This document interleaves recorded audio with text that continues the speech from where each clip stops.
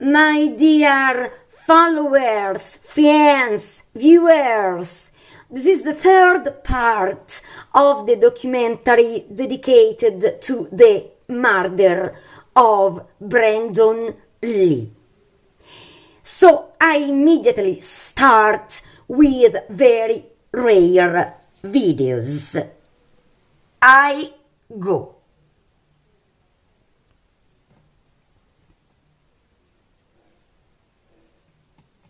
Imagine following in the footsteps of a legend, only to meet a tragic fate. Brandon Lee, son of the iconic Bruce Lee, was destined for greatness. With a legacy of martial arts skills and charisma, he confidently entered Hollywood to claim his own spotlight. But Brandon was entangled in a web of fate that no script could have ever written. On the set of The Crow, the line between fiction and reality blurred. Amidst the lights, cameras, and action, an inexplicable accident occurred, and in an instant, Brandon Lee was gone. The stage lights dimmed, and a promising career was cut short. Join us as we unravel the extraordinary journey of Brandon Lee, from his childhood influences to his rise as an action star, and the fateful events that forever changed the trajectory of his career. Born on February 1st, 1965 in Oakland, California, USA, Brandon Lee entered the world as the son of two remarkable individuals.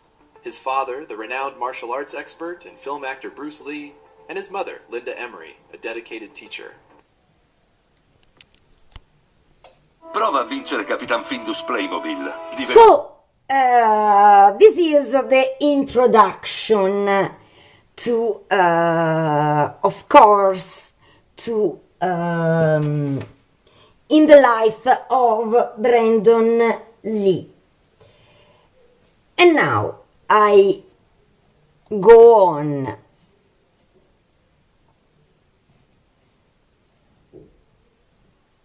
Excuse me, internet.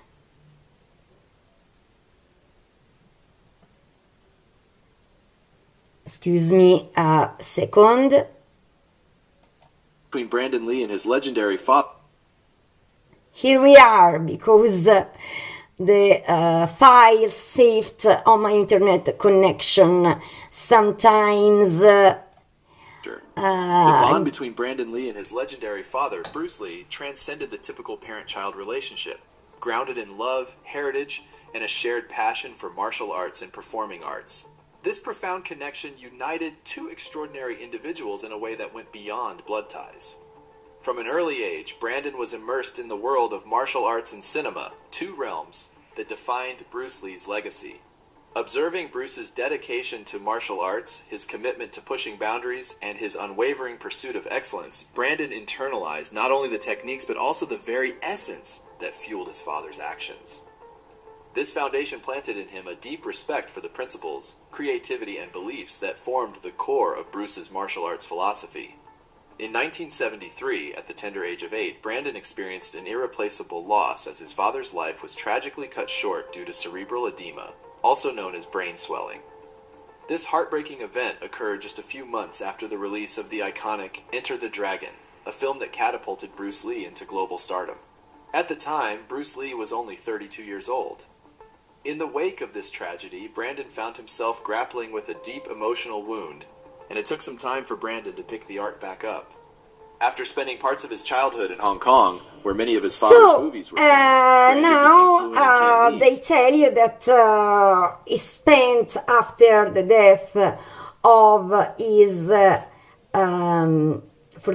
after the death of his father, then soon with the family they returned to the United States. And now I make you see this.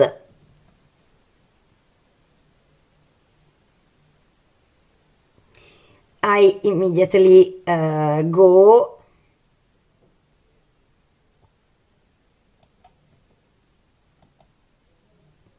From the tragedy of the father, and then what happened to the rest of the Lee's family. I go on.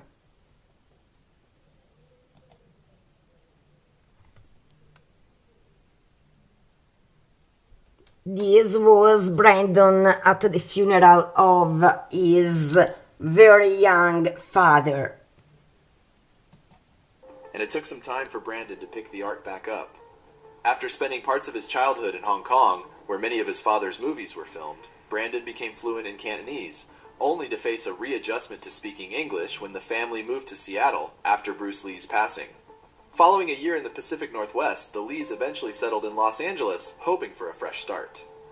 When he was a teenager, with the help of Bruce Lee's protege, Danny Inosanto, Brandon began training again, eventually becoming proficient in his father's As style. I told you, Jeet in Kune Do, the way he United intersected States, fists. then he started to study martial arts again, thanks to the teacher who also taught the best martial arts to his father, Bruce Lee. And now, I immediately make you see this. Brandon Lee, very, very young Trained to Hollywood, but also and established very, him as the perfect very person to take up the mantle beautiful, left by his legendary handsome. father. Brandon's unique personality led him to being a character in everything he did, his mother, Linda Lee Cadwell, said. He once physically dispatched a burglar whom he caught in his own home and held down until the police arrived to apprehend the crook. Another side of Brandon emerged when he, as the president of his high school senior... You have just seen also the very beautiful mother, Linda Lee Cadwell. And now I go on making you see when Brandon Lee knows Eliza Hutton, who would become his fiancée. He was going to marry immediately after the end of shooting The Crow. I immediately go.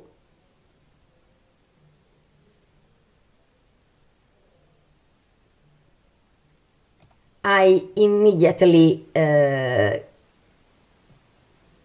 go.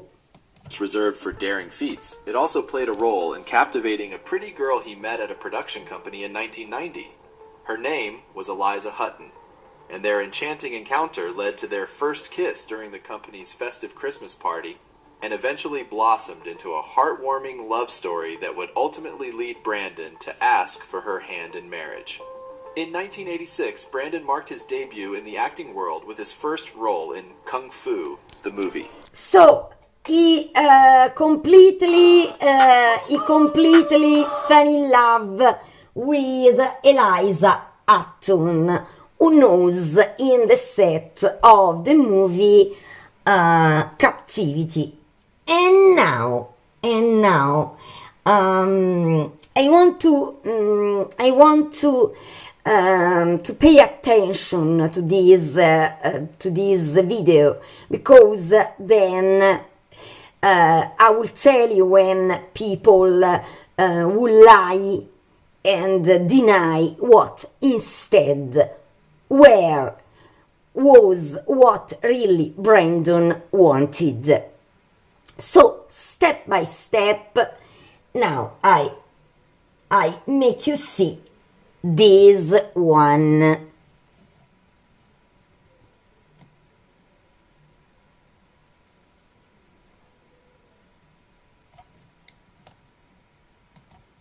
Becoming a father himself was a dream that Brandon eagerly anticipated, envisioning the journey alongside his fiancée Eliza Hutton. Their relationship showcased his genuine and romantic side, making their love story a true Hollywood fairy tale. He was genuine, charming, highly intelligent, insightful, moral, fearless, romantic, and hilarious, all wrapped up in drop-dead gorgeousness, said Eliza. After an unforgettable proposal in Venice, Italy, Eliza and Brandon were set to marry just 2 weeks after wrapping the production of The Crow. Brandon's role in The Crow was about to catapult him into stardom, but fate had a tragic twist in store. In The Crow, a noir supernatural thriller adapted from James O'Barr's graphic novel, Brandon portrayed Eric Draven, a rock and roll guitarist summoned by a mysterious crow to... have you heard what this documentary is? Just parts of this documentary is just telling you that Brandon Lee had to marry his left Eliza Hutton only 2 weeks, maximum 2 weeks after the end of The Crow in Mexico. And he did something so romantic. He proposed to Eliza Hutton in Venice, Italy.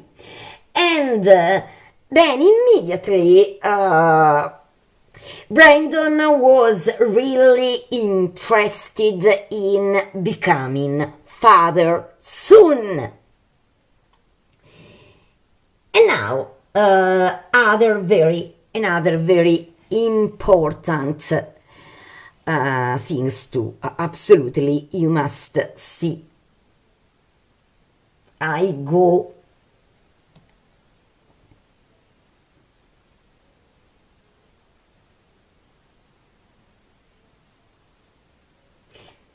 immediately. I arrive.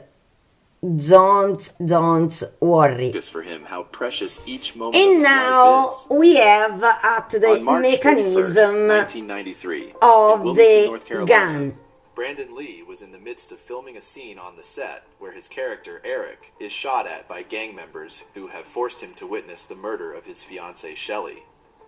In the scene, actor Michael Massey, who starred in other comic book films including Catwoman, The Amazing Spider-Man, So and that Avengers, was playing the role Michael of Massey, Funboy, fires a 44 who shot, was completely unaware about that the gun had a true bullet, and he was a collateral victim, because then he fell into depression, and he also died young, because he died in 2016 from a cancer at only 64, from a cancer at the stomach, and it is said also extended to his brain. Now I go on because I want to make you see the mechanism of the gun. In the first 2 parts of this documentary, I explain you very well the mechanism of the gun, but I want you to hear also the explanation by people, of course, more expert than me. I go.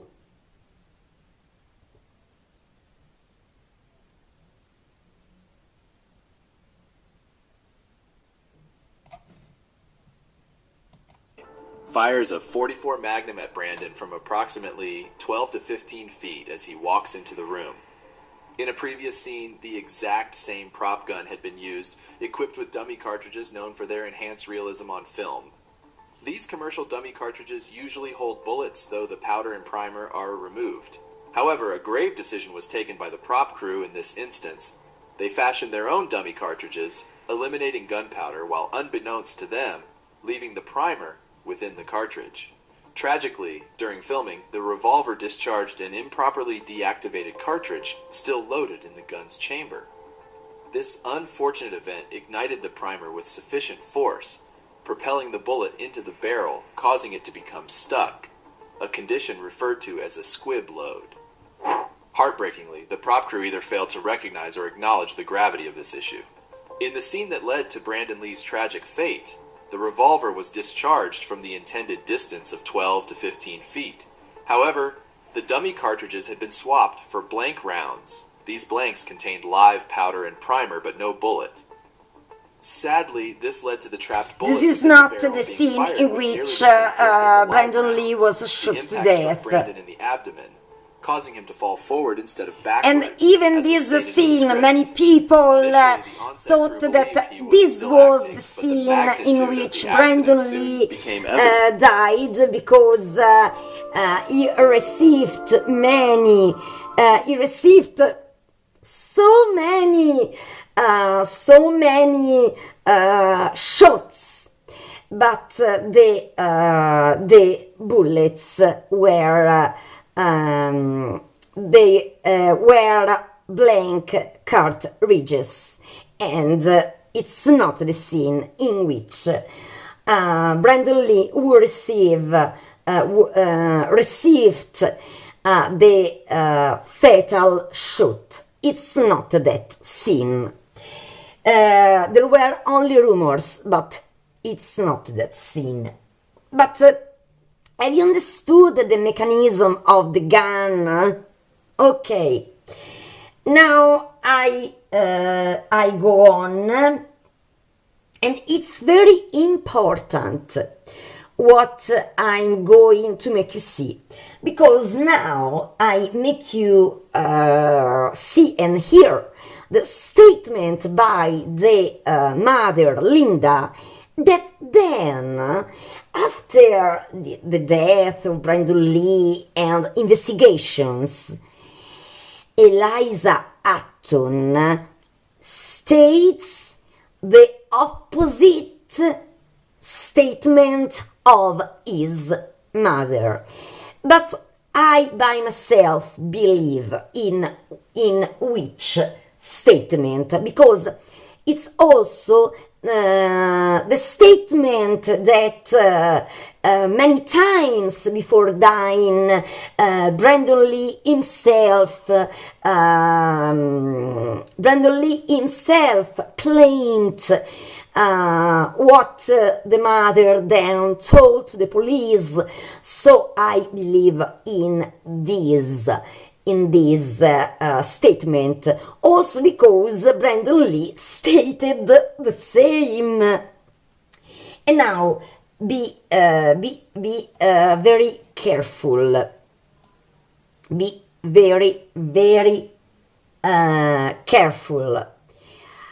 I immediately go hours of surgery to make you hear what the March mother 31st, said. 1993, at the age of 28. The night before he died, Brandon called his mother. He was so happy that night would be the last of the scenes that involve weapons, his mother said. He was so looking forward to his next project, which was to be a film that did not include any martial arts. I felt so happy for him that he had reached his goal of being signed as a serious dramatic actor. Deep within their hearts, both the Lee family and his fiancée here we that are. Brandon would have wanted the movie to be completed and released, knowing here we are. So the mother told you important particulars. Brandon Lee was very happy and enthusiastic, so that of course he was also excited, because he told his mother that when then he will come back from the honeymoon, he also had another movie ready, that also in the crew, but especially in the next movie, he would shoot returning from the wedding and honeymoon, was a movie that didn't include martial arts, because Brandon Lee wanted to leave martial arts, and also dedicated himself to play in dramatic movies, to be considered a complete and serious actor. Now they talk about the cast, that the set was cast.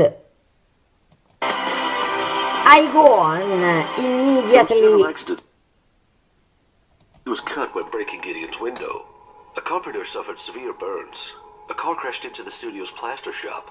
A crew member drove a screwdriver through their hand. A stuntman broke 3 ribs. Fire and a hurricane destroyed several sets, and a rigger was electrocuted. The movie was jokingly referred to as cursed, but worse was yet to come. The worst was yet to come.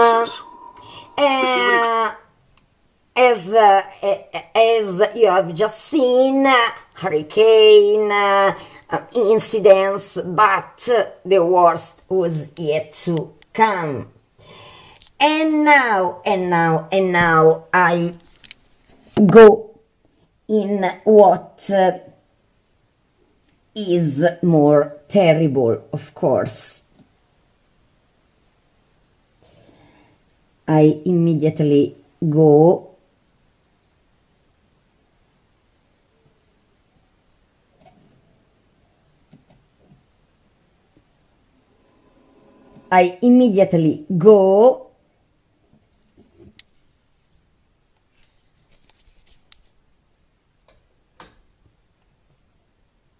Here we are. Lee's death was announced as a freak accident.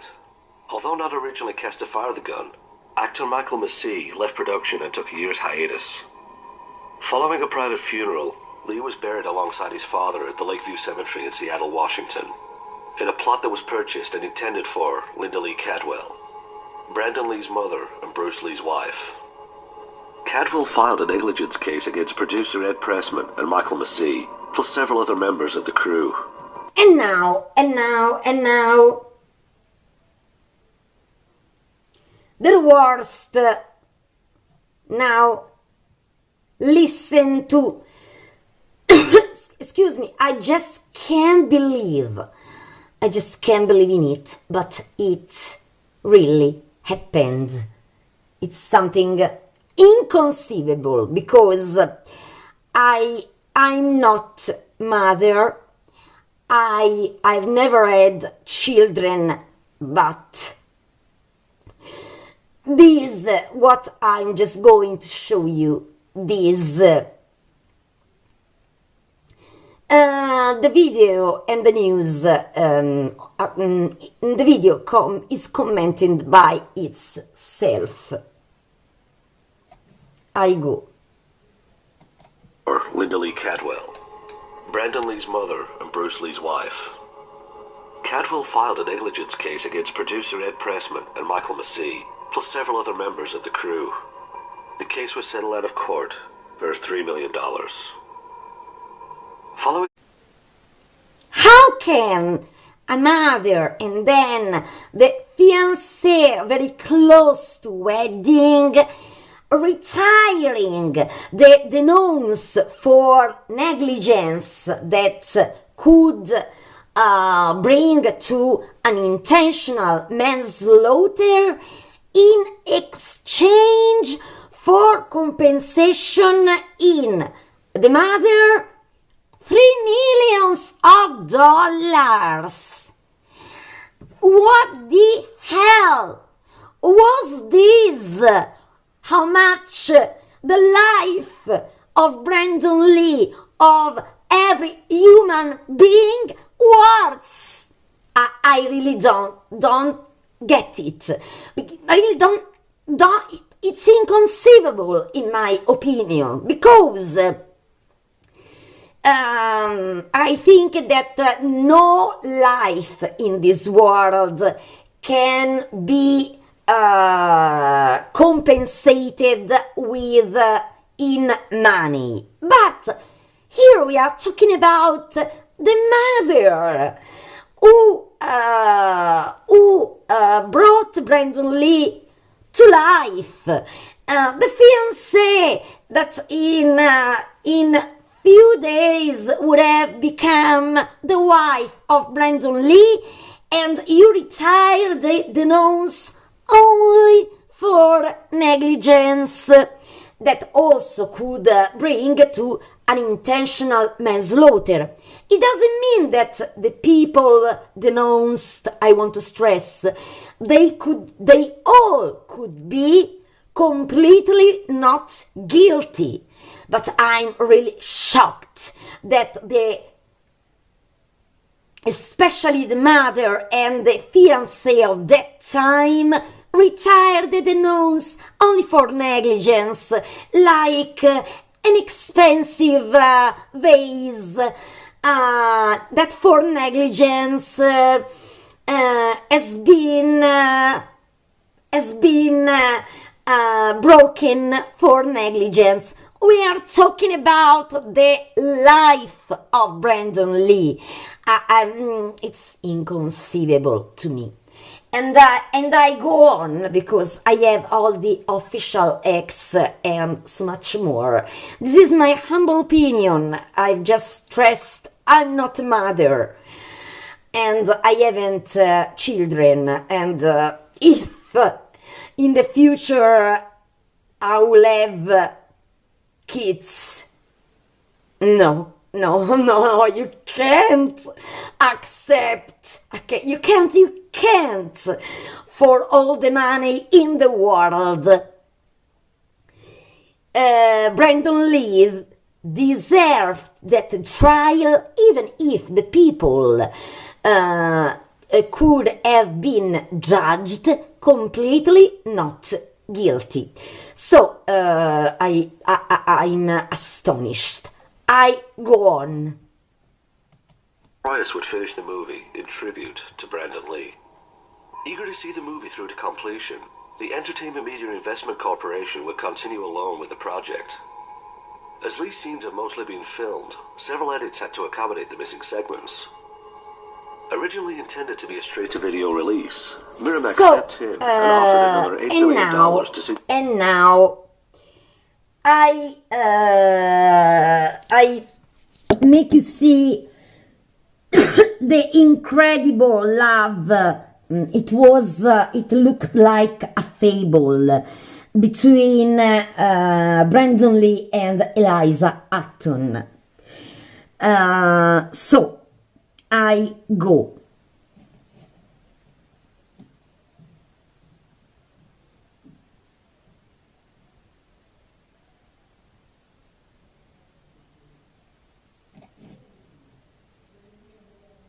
Theme to the movie.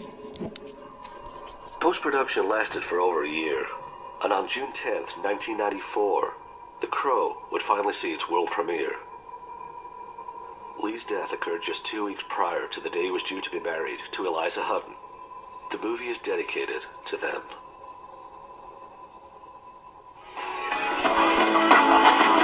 So, and now, I make you see which was the statement made. Fortunately, because the statement, I completely agree with the statement of James O'Barr in 2009. James O'Barr was the man who would draw the comics The Crow. And what James O'Barr states in this interview, I completely agree with him. I immediately go to his statement because these would be my words too. I go.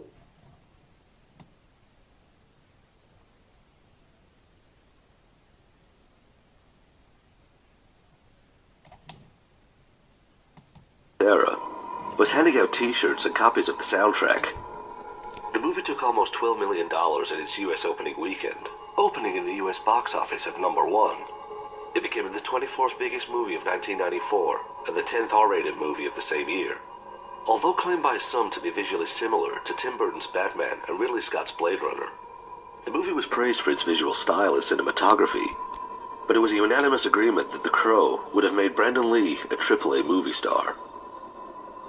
Along with the movie, released by Atlantic Records, the soundtrack... Excuse me, I wanted to make you show another James O'Barr statement. I go. In 2009, James O'Barr confessed that of his earnings, he spent very little. Developing an on-set friendship with Brandon Lee made the earnings feel like blood money. Hoping to keep his donations a secret, he revealed in 2008, it didn't feel like charity money if you take credit for it. In similar respect, actor Michael Massey claimed to have never seen the movie, unable to relive the tragedy. Michael Massey sadly passed away in 2016. Since the death of Lee, the new laws were applied to use of firearms in filmmaking. No weapon is allowed to be directly pointed at any living thing. Agree with what camera trickery must always be employed. with what James O'Barr stated in 2009. I completely agree with this.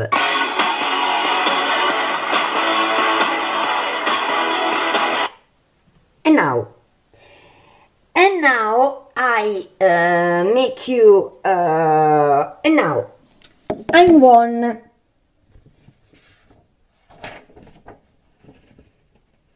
Yeah. Now I go on making you see a very recent video because this video I want to make you see because this video has been shot only a few months ago, so you can see the and then I return on the investigations about the death of Brandon Lee, and you will be completely shocked.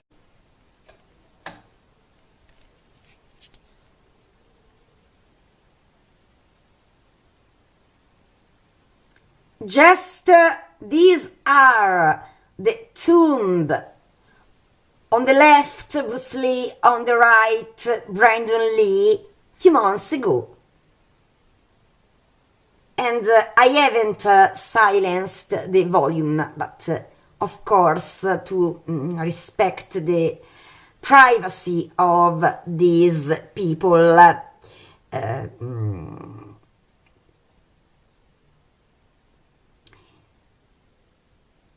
are not, of course,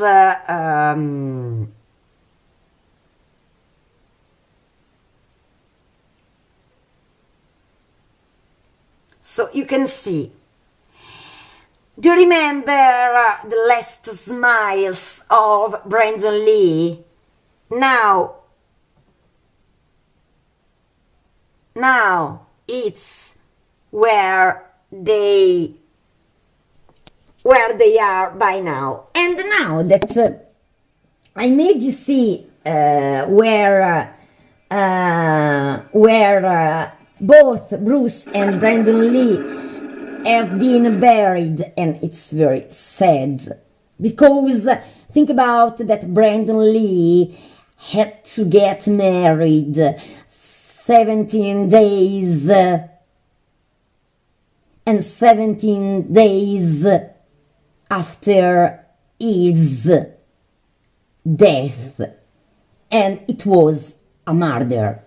Before making you see the evidences that it was a murder, I want to make you see the Crow I talked about in the first parts of the documentary. I go. The Crow speaks by himself. I go.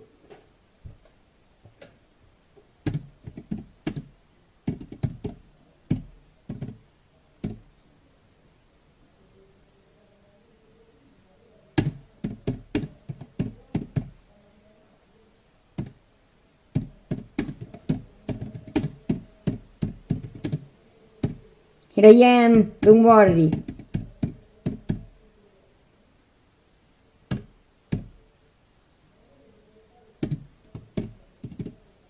Okay, I go.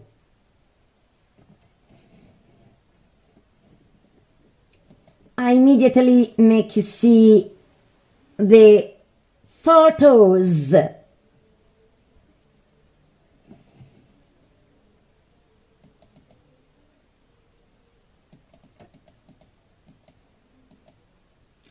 I'm really shocked. This crow lands on the tomb of Brandon Lee always on March the 31st, the day in which Brandon Lee died. It means something. Brandon, I immediately make you see. Here I am. Here we are.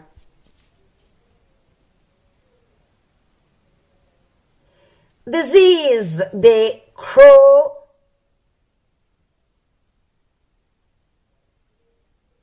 lands and walks only on the tomb of Brandon Lee and not on the tomb of Bruce Lee. It means something. Brandon Lee died during shooting the crow, and every year on March the 31st, a crow lands on his tomb, walks. Gave a look. It's very incredible. It's very incredible. Now, other photos.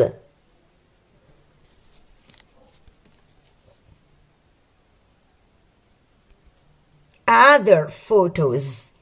And look,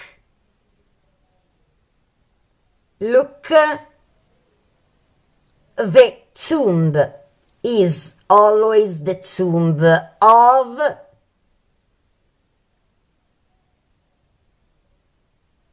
Brandon Lee. And now, a photo that particularly shocked me, because this photo says justice for Brandon. I don't know if he's Brandon or the crow sent, but look at this picture. It's really stunning.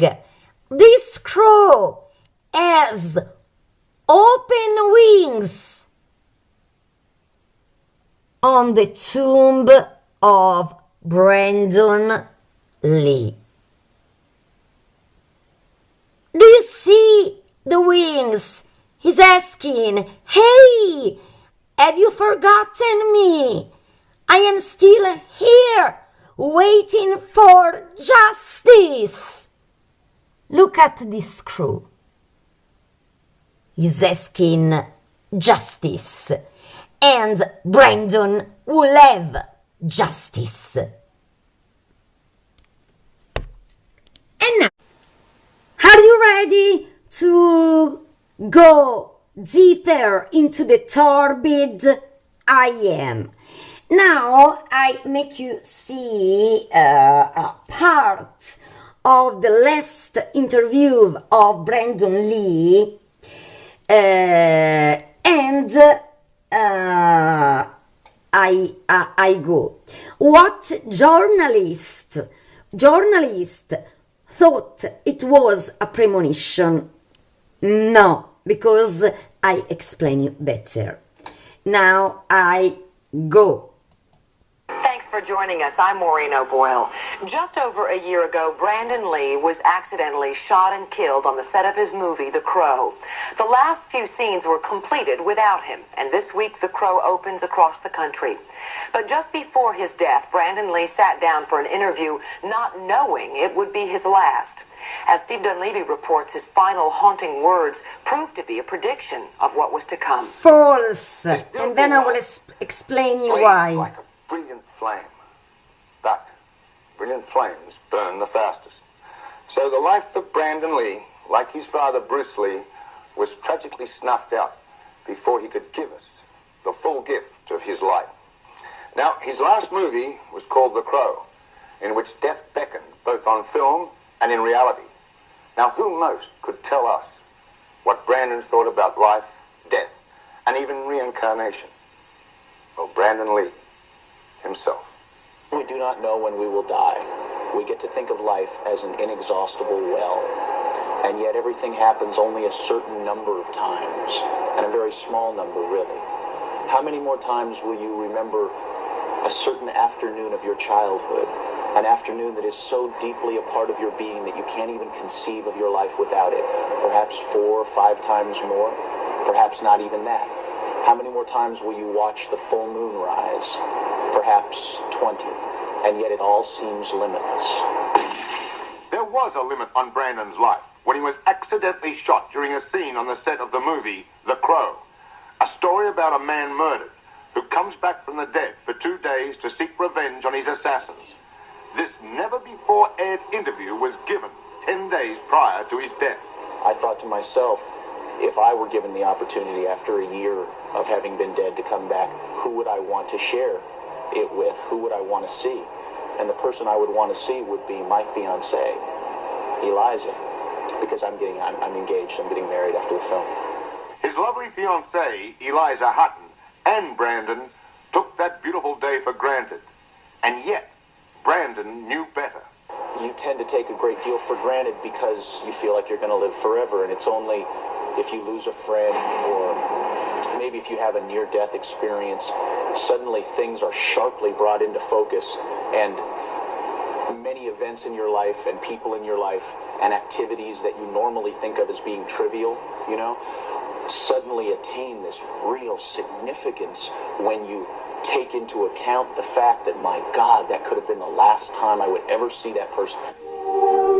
So, it's not so, as it's so, what the journalists, of course, at the time, it's evident that they didn't know well the case of Brandon Lee. So, this is what Eliza Hutton stated.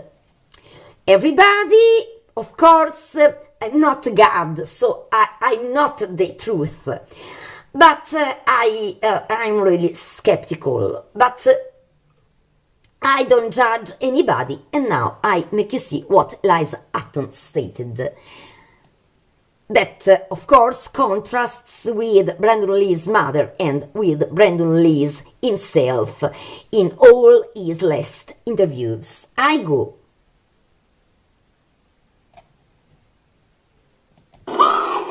He had Eliza Hutton. premonitions that he wouldn't live past.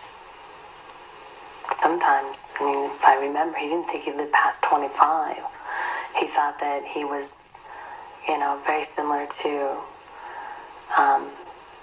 Jim Morrison or James Dean. Lisa Griffin was a close friend of Brandon Lee for 3 years, and his memory still chills her to the bone. Brandon had told me on occasion that he had felt that he had left his body, but it was something that he didn't want to talk about because it had scared him.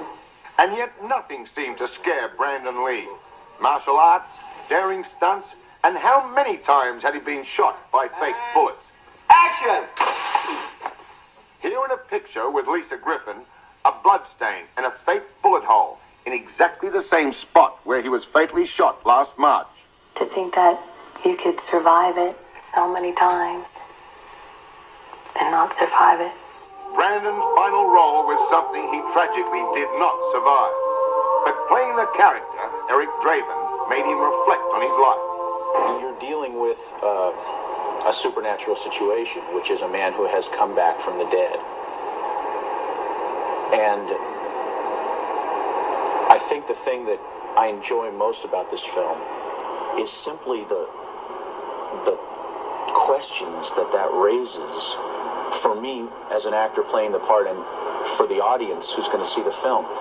If you died and a year had passed since the time that you had died, and during that year you have to assume that the people that you loved and the people who were in your life and loved you would have had a year now to grieve and come to some kind of terms with having lost you.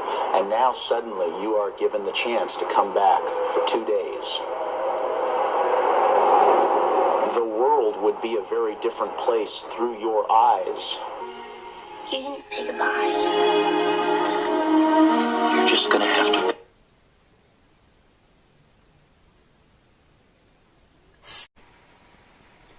So I am relieved about the fact that also the presenter contradicted the statement by Eliza Hutton, because as the presenter stated, Brandon Lee wasn't afraid to die at all. He played all the most dangerous scenes in the Crow movie. He showed at the maximum his extraordinary physical abilities. And even Brandon Lee himself stated that during the movie he had been shot at least 70-80 times with blank cartridges, and he assured that there was completely the safety. When Brandon Lee in his last interview quoted that passage from the novel by Paul Ball, The Sheltering Sky, it was the invitation letter to the wedding's guests to his own wedding that had to be celebrated on April the 17th in 1993.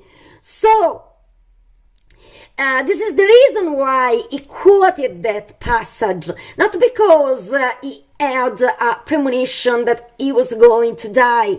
And remember also what his mother, Linda Cadwell, stated, that he was very happy, in a very good mood, 2-3 hours in his last call phone to the mother before playing in the fatal scene. And when, of course, Brandon wanted to show not to be only a very great actor with his extraordinary physical abilities, but also as a drama actor. So he was playing so well the role of Eric Draven that the movie itself would make this question to the people in the movie. Of course, if you play the role of Eric Draven, it's normal to wonder these questions about life, death, and so he quotes that passage from The Sheltering Sky, explaining the reason why he wanted to get married with his beloved Eliza Hutton, because life can be long and can be short, and it must be spent with the people you loved. So, what other people said had been just bad interpretation and no doubts on what Brandon Lee is going to state at the end of his last interview. I make you see.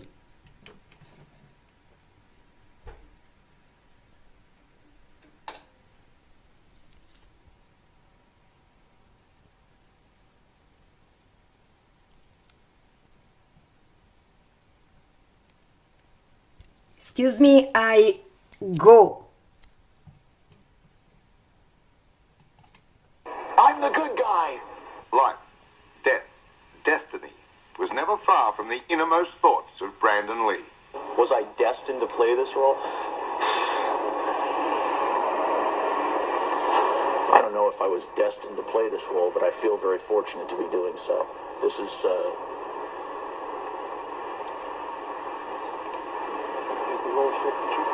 is the best role that I've had the opportunity to get my hands on in a film.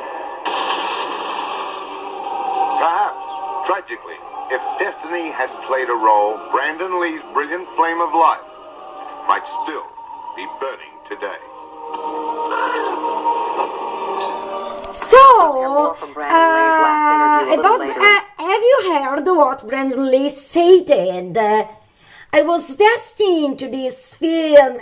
I'm very fortunate, and you have just watched one of his last smiles. He was smiling. He wanted to live his life fully and not think he was going to die tragically and soon. And now I go on, and as I told you, it is now I go. It is said that Brandon Lee was shot in the first scene when he comes back home and discovers this criminal gang who is raping his beloved Shelley, and then the gang kills, rapes and kills Shelley and kills also Eric Draven. It is said that this video has been deleted because there is a legend that 3-4 seconds of the scene I'm going to show you, there is the real fatal shot that killed Brandon Lee. Later I will tell you if this is the truth or not. I go.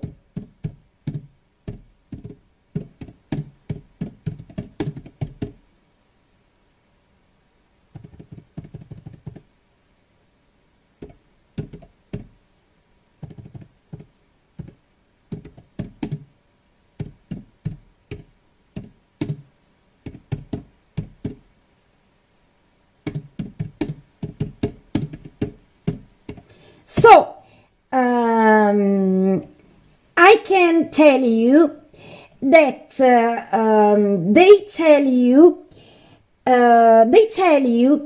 that excuse me.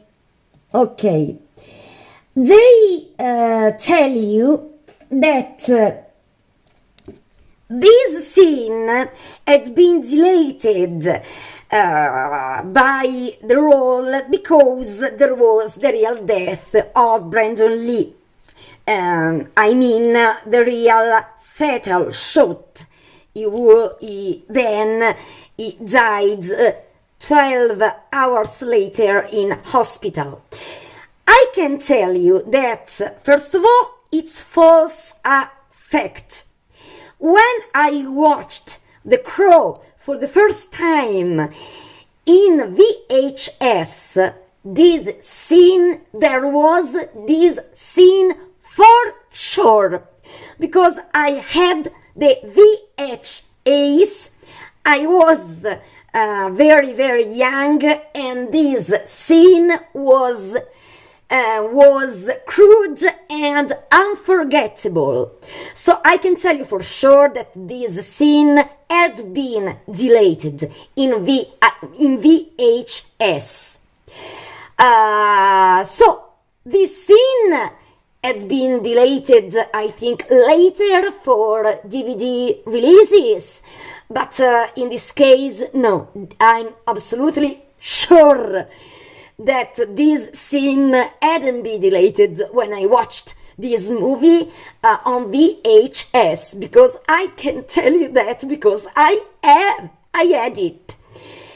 And now I make you see the scene in which it is said there are 3-4 seconds where Brandon Lee really had been shot to death.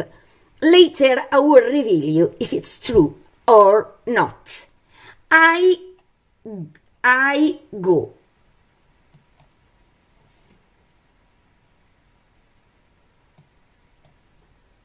So in the scene in question, though, which was an important scene, the shots involving Draven's death, they were redone, and obviously nowhere in the final movie is the shot of him getting shot while holding the grocery bag.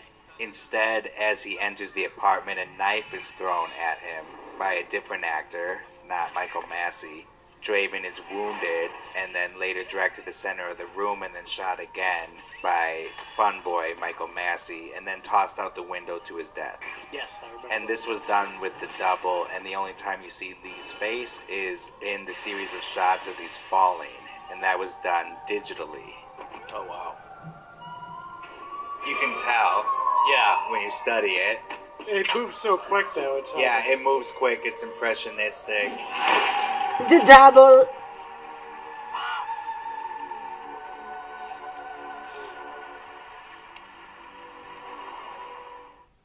So in the beginning there was the real Brandon Lee, and then the double. The second part, I haven't watched these parts fantasy in the version in VHS, and I was very young when I bought it. And then I will tell you if it was true that Brandon Lee had been shot in that scene or not. I immediately go. Brandon's my family. So is Bruce. I have to know the truth. The family of Brandon Lee is in mourning, and they are also angry. It's the same mix of emotions they felt 20 years ago when Bruce Lee died mysteriously at age 32. Early reports said that 28-year-old Brandon's fatal shooting on a movie set last week was an accident, but now there is even talk of murder. If I had a child, and then for some reason I weren't around to take care of my child, I would want whatever I had accomplished with my life to be of a benefit to him. Brandon Lee didn't have any children, but he was planning on marrying longtime girlfriend Eliza Hutton this month. That was until tragedy struck. It was here at the Carol Co. Studios in Wilmington, North Carolina, that actor Brandon Lee was filming The Crow. Ironically, the film is about a man who dies and comes back to life. So I made you see that of course he did that statement because of his father, but then he was talking that he immediately wanted to get married with his loved Eliza Hutton and having a baby. Now there is also a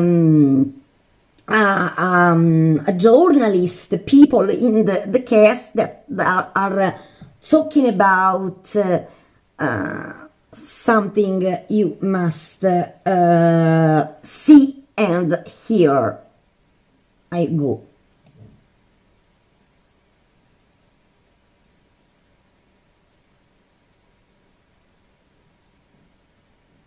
Because they also talk about the cars of the set of The Crow. And I must make you see everything, of course.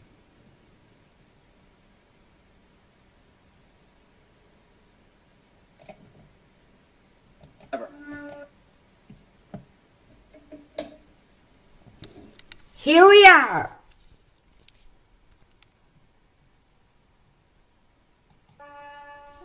Shortly after midnight last Tuesday, Brandon Lee was preparing to film a routine action scene.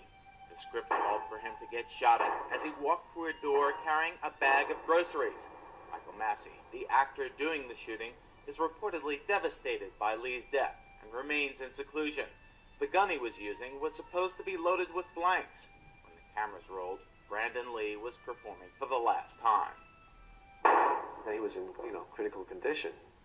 Somehow at that point, I don't know, I've got chills right down my spine, and I felt that he's not going to make it. Mr. Lee's heart stopped, and efforts to resuscitate him were unsuccessful. Wednesday afternoon, Brandon Lee was pronounced dead. The autopsy revealed some shocking information. A 44 caliber bullet was removed from Lee's body. Detectives are proceeding with the investigation. You don't see a 44 caliber slug on a movie set. And it's just that simple. Ed Parker Jr. is a martial arts expert, an actor who appears in a new film biography about Bruce Lee. His father trained Bruce Lee back in the 60s. He says some in the martial arts world believe that Brandon Lee was murdered. First talking about it being a projectile, then it being a 44 caliber slug. It goes from an accident to murder. Brandon Lee's publicist has been quoted as saying it's no longer believed to be a special effect gone wrong. He's asking for a murder probe. Look, just let me ask you whether it's going to be criminally negligent homicide. Get out of here. The DA on the case wouldn't talk with us, but Sergeant J.J. Leitner, the detective heading the investigation, did. Has murder been ruled out? Nothing's been ruled out. I have a gut feeling, but I can't tell anybody what it is. So who would want to snuff out So, have you heard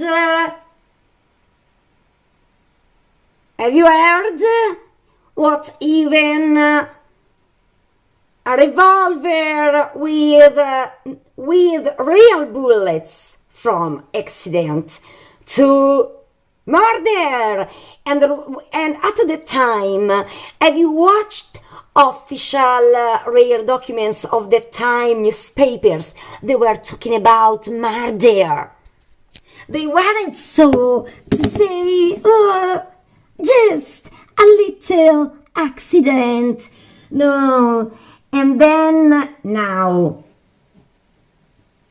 a surprise for who doesn't know this.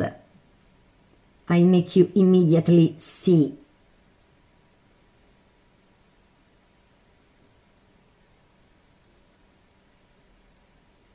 I go.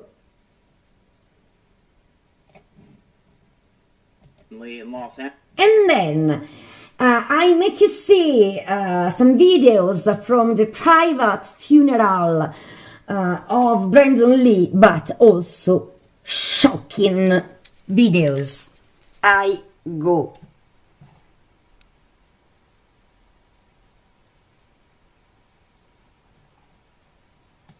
Angeles yesterday seemed to dismiss the murder plots. Terrible, terrible accident happened on the step. Others are still asking questions. So something is terribly, terribly wrong here. And either, somebody's trying to murder him or there's some kind of gross negligence. The question remains, where did the bullet come from that killed Brandon Lee? Some believe a piece of a prop bullet without gunpowder in it may have been left accidentally in the gun. When the blank was fired at Brandon, some feel it shot out the prop bullet, mortally wounding him. The movie was an accident waiting to happen. The Crow crew member we spoke with says that there were many opportunities for an accident to happen. Are the working conditions on the set of the now, have you watched Steven Seagal at Brandon Lee's funeral? Or it is a murder or a gross negligence? But then I will make you see Steven Seagal later. He never gave up. He never accepted the easy explanation of a little incident. Now I make you see the witness, of course, covered for reasons of privacy and security. And this is what then he revealed to the police, and of course his identity must remain, of course, for reasons of privacy and safety. I make you hear what and see what the witness stated. I have still the chills from the moment I saw this statement. I go. Definitely in the gun. When the blank was fired at Brandon, some feel it shot out the prop bullet, mortally wounding him. The movie was an accident waiting to happen. The Crow crew member we spoke with says that there were many opportunities for an accident to happen. Are the working conditions on the set of The Crow particularly bad? Extremely long hours, 18-hour days back to back at times, pushing 90 to 100 hours a week, 6-day weeks was way too much. Do you think that overwork, that exhaustion might have resulted in this accident? Safety precautions, all of them were definitely not followed. It could have been prevented with better management. The publicist for the movie The Crow denies that the working conditions were unsafe. Certainly everyone was very tired and exhausted from the shoot. These are professionals, and they're used to working in conditions like this. No matter what caused So, have you heard what the witness stated? That let's call it accident. There wasn't safety at all. There wasn't safety at all. Of course, employers of the production say, no, it was all very safe. It was all very safe, and Brandon Lee was killed because a real gun was loaded with a real bullet and not with a blank cartridge. It's enough, no?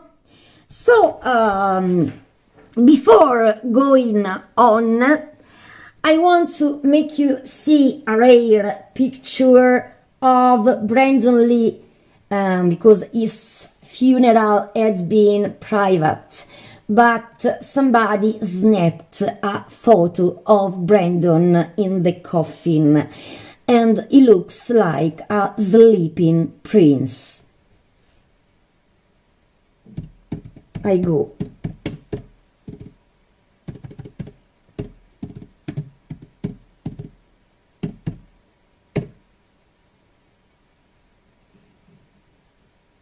I immediately go. I received this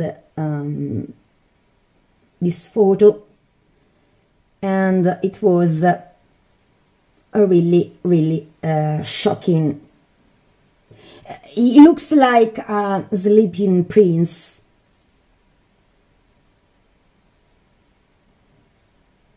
This is the very rare photo sent, and I show you the photo. And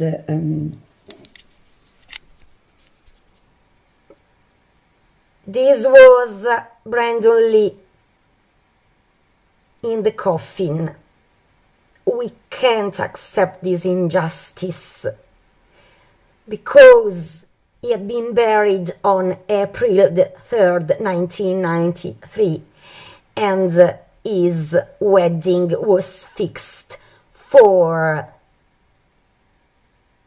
the 17th of April 1993.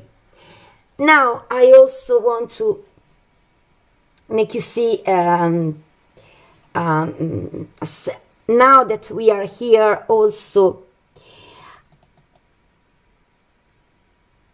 how also the photos, now that I am here, also the photos of Bruce Lee.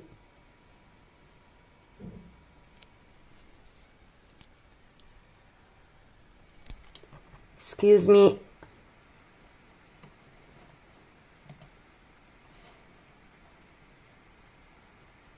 This is one of the photos of the myth Bruce Lee in the coffin.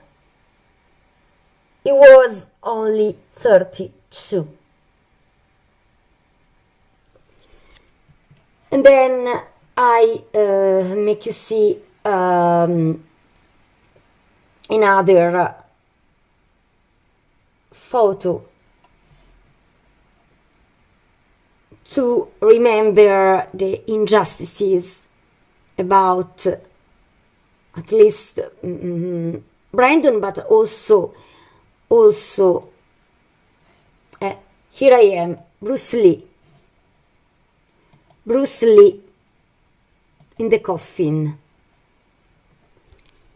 This was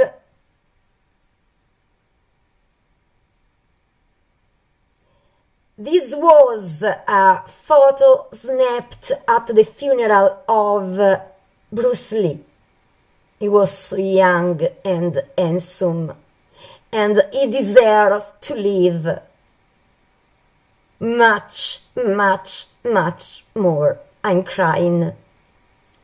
And now I make you see the scene in which they take in colors the coffin, they close the coffin, and this is one of the last snaps at Bruce Lee. This was Bruce Lee, and then when they closed the coffin at his funeral. Rest in peace, dear loved Bruce Lee.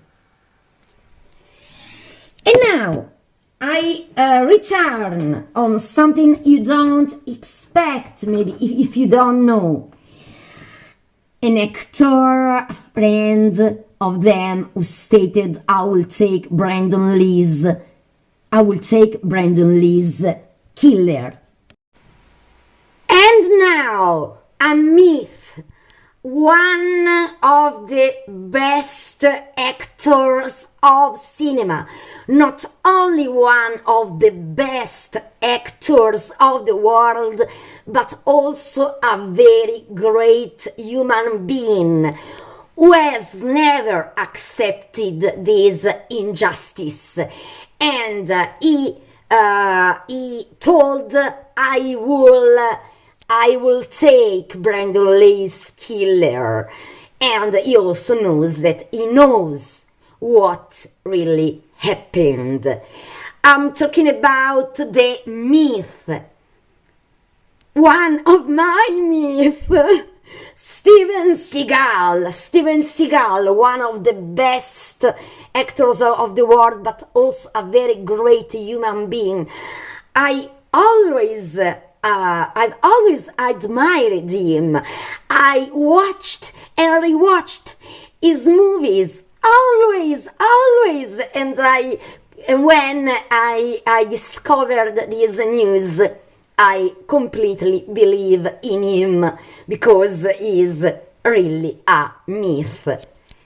I make you see and hear what Steven Seagal stated. I go. Killed like that. Brandon was killed like that. They called me a few minutes after it happened, and it was in Carolina somewhere. They called me in the middle of the night and they said, we think that he's dead, but the guy shot a blank gun at him. How could he be dead? He's dying. He's severely hurt, maybe dead. And I said, you will find a projectile in him. You'll find a bullet in him. And they said, that can't be. You're crazy. And I said, you will find a bullet in him. And they called me in the morning and they said, you're amazing. And I said, why? And they said, there was a bullet in him. And I can go through the whole story on what really happened, which most people don't know. But the long and the short is, when Brandon passed like that, I didn't sleep for 3 or 4 days. It just reminded me too much of certain things. And the loss of both of them was terrible for me. So, you watched the mythical Steven Seagal, and I completely believe in him. Is not also because he is one of my favorite actors ever, a myth, but also because I know that he's a very serious person. He has a very huge heart, a very beautiful person, a great human being. And now, other rare videos about investigation, and now I go deeper and deeper into the turbid, the unspoken truths. I immediately arrive.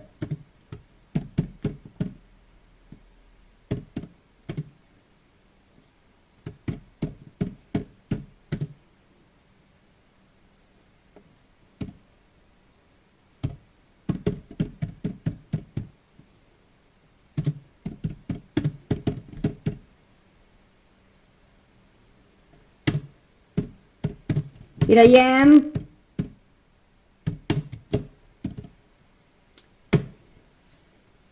It's really strong, so be prepared, because some revelations are really shocked me, and I know that these videos can shock and all the world, because it was a murder. And of course, I'm not afraid to use this word, murder. I immediately go. Don't worry, I arrive at the point I want to show you.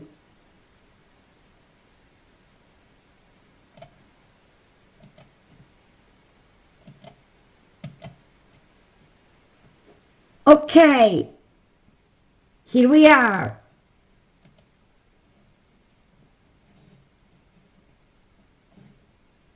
Here we are. Be strong.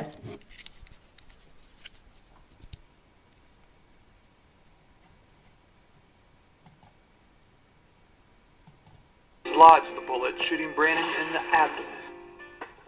These are different caliber dummy rounds that we have, and the whole goal to making dummy rounds and is now, to make an imitation round that then I will reveal you the reason why I made you see this scene.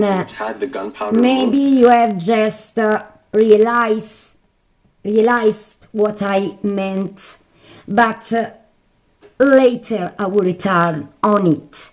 And now,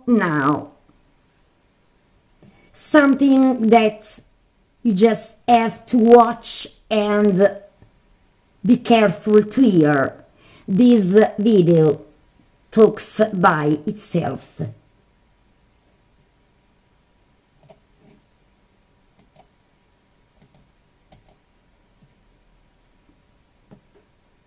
Here we are.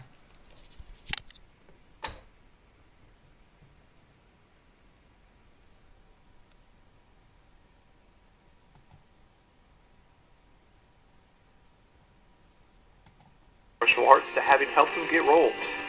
Prior to his death, Brandon had become consumed with his father's written philosophy. In 1990, Brandon met Eliza Hutton. The two moved in together in 1991 and were engaged by October 1992. They were planning to get married in Mexico on April 17, 1993 at sunset, a week after Lee was to complete filming of The Crow.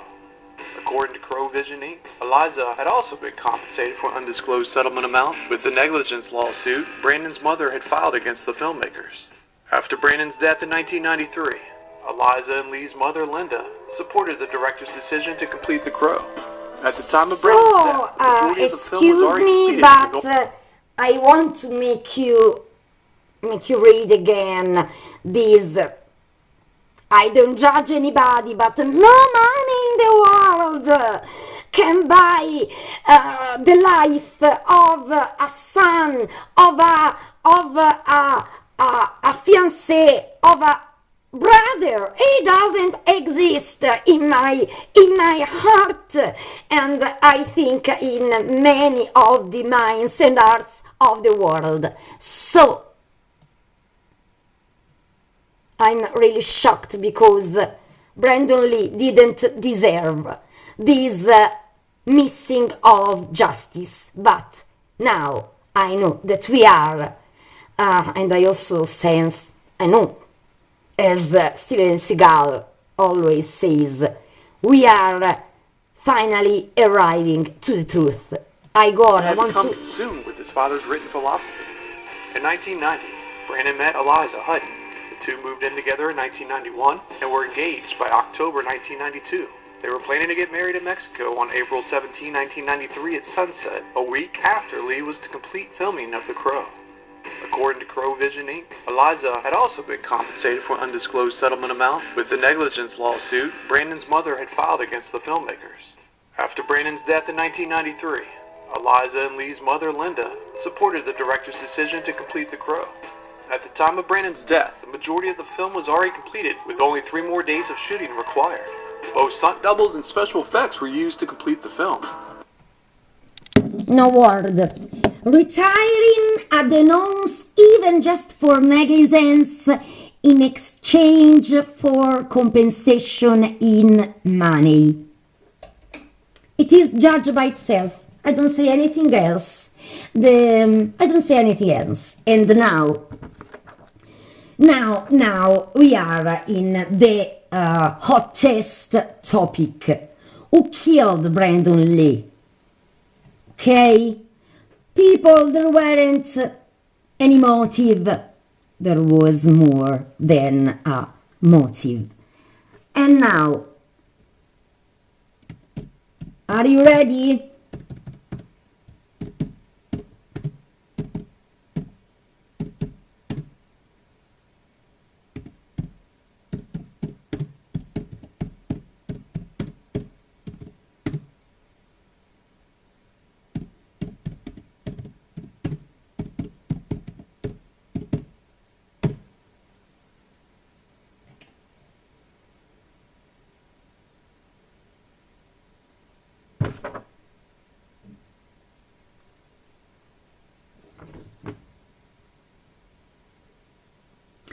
Here we are, don't worry,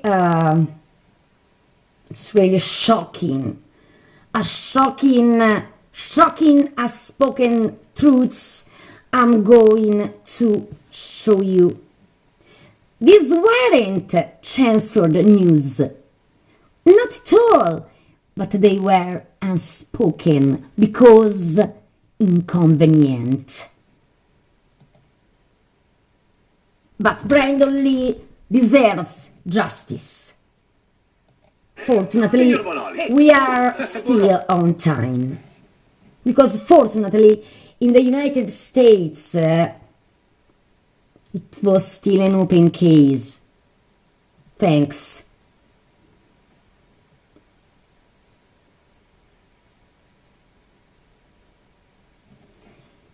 So, here we are. I make you see I make you see the a rare interview to Brandon Lee in which he reveals you something, and this interview was about 1 year before dying, and you see how he was a flower in bloom who didn't think to die. Of course.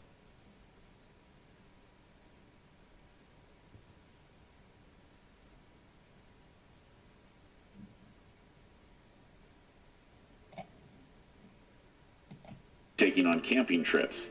In an interview with Jay Leno in 1992, Lee talked about coming home to find a burglar in his home. Instead of calling the police, he confronted the robber who lunged at him with a knife and cut his arm. The two fought, and Lee finally called the cops after he separated the thief's shoulder and broke his arm. The police came and took him away, And after he got out of the hospital, he got 2 years for breaking and entering an attempted robbery. It just goes to show that Lee was a major He was very proud also of his courage, of himself. It wasn't, of course, a man, I'm going to die very soon. No. He was full of life, and this life somebody or more people deprived his whole life.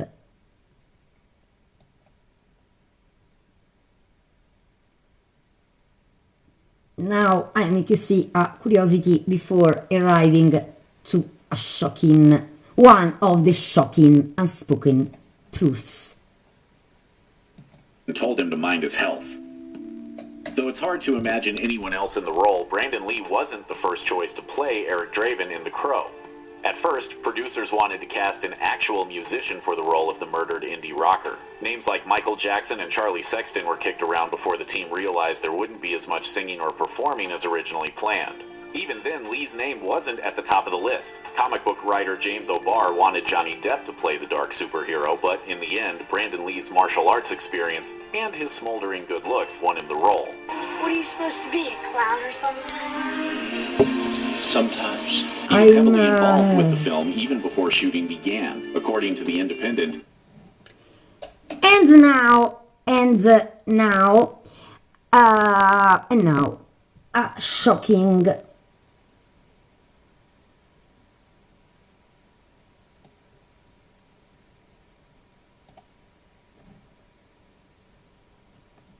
Are you ready? Okay. I go.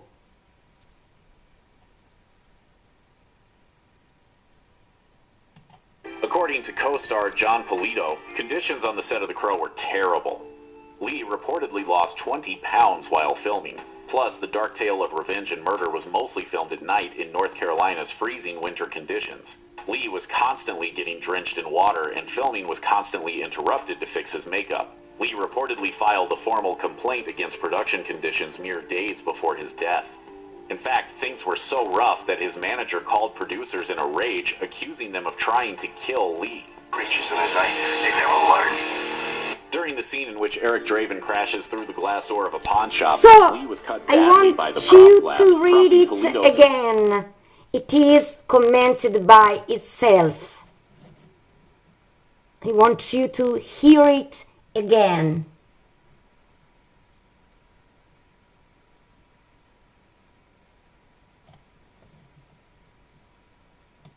According to co-star John Polito, conditions on the set of The Crow were terrible.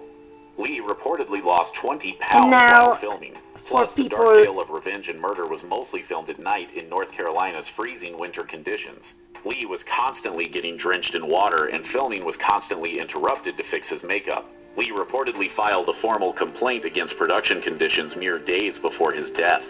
In fact, things were so rough that his manager called producers in a rage, accusing them of trying to kill Lee. Creatures in the night, they never learn. During the scene in which Have you read? Lee was cut badly by the prop glass, prompting Polito to express concern about all the physical risks his co-star was taking. All sorts of on-set injuries occurred during shooting. Speaking to Inside Edition in 1993, an anonymous crew member stopped just short of saying the shoot was haunted. Nothing ever seemed to And now, it's the moment for a very, it's the moment of showing you the most shocking videos of these very long documentary about who killed Brandon Lee. Brandon Lee's death was a murder, not an accident. And I will make you see this shocking video next time in the fourth and last part of this documentary. See you soon. Stay tuned.